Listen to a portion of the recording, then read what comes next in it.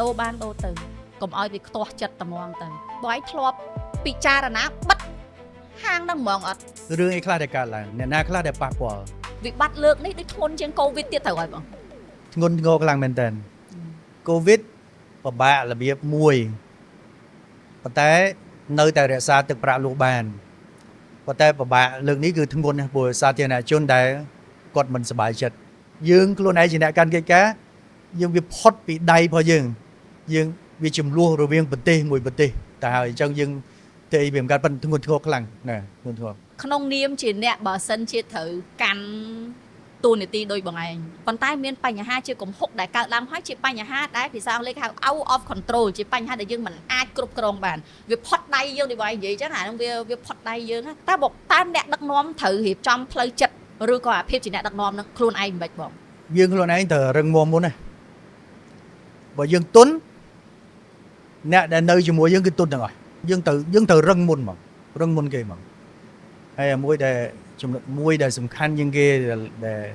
ធ្វើខ្ញុំរឹងដែរនោះគឺមេខ្ញុំរឹងដែរហើយគាត់ឋានភាពពិបាកយ៉ាងណាក៏ដោយគាត់នៅតែនៅជាមួយយើងដាក់បញ្ហាលើតុ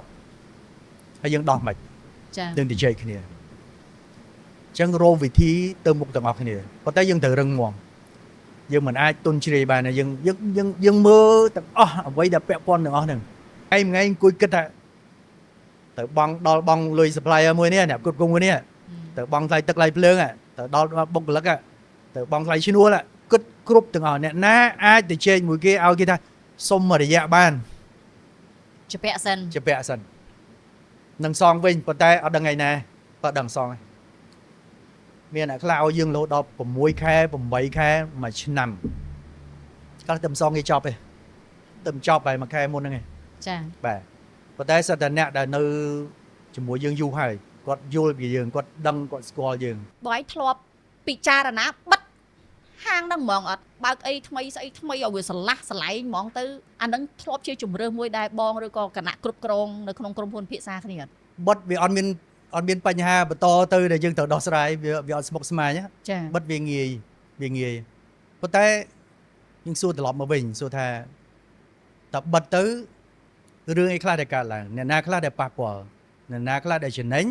អ្នកណាខ្លះដែលខាតហើយណាគេប៉ះពាល់ធ្ងន់ជាងគេហើយណាគេចំណេញច្រើនជាងគេ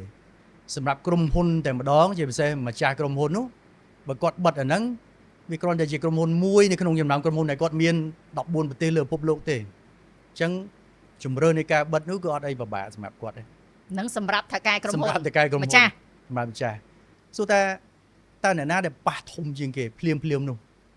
ចុះបុគ្គលិកទាំងអស់ហ្នឹងគាត់ទៅណាគាត់នឹងទៅធ្វើអីបានភ្លាមហ្នឹងតែយើងបិទទាំងអស់ហ្នឹងទៅ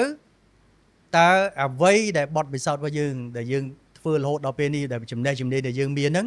យើងយកវាទៅកប់ចោលយើងខ្លួនឯងយើងធ្វើអត់កើតទេចឹងអញ្ចឹងយើងគួរតែបង្ហាញថាយើងអាចធ្វើអីបានបត់ពិសោធន៍យើងមានហើយដូចខ្ញុំនិយាយខាងដើមមិញថាខ្ញុំចង់យកអាហ្នឹងចេញពីក្រៅប្រទេសខ្មែរទៀតបង្ហាញវិញថាយើងអត់អន់ជាងគាត់បើកុំភ្លេចថាពេលដែលបងឯងនិយាយចឹងឲ្យពួកខ្ញុំនៅអង្គុយចាំមើលមានការងារច្រើនដែលយើងនៅក្នុង plan របស់យើងតទៀតរហូតដល់ពេលនេះយើងត្រូវតែធ្វើអ្វីដែលបាទហាងទាំងអស់ដែលយើងវិនិយោគជាហាងរបស់យើង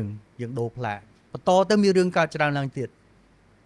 ព្រោះយើងទៅមិនទាន់បានបំពាក់ design របស់យើងនៅឡើយទេយើងទៅបង្កើតហាងថ្មីខ្លួនយើងដាក់ design ខ្លួនយើងចូលទៅយើងមានរឿងច្រើនទៀតដែលយើងត្រូវទៅជែកជាមួយអ្នកផ្គត់ផ្គង់ក្នុងស្រុករបស់យើងនេះបង្កើតរឿងថ្មីម្ហូបថ្មីច្រើនទៅទៀត TPC Pizza ឆ្ងាញ់អ្វីម្លេះទេ TPC Pizza ដែលអ្នកចូលចិត្ត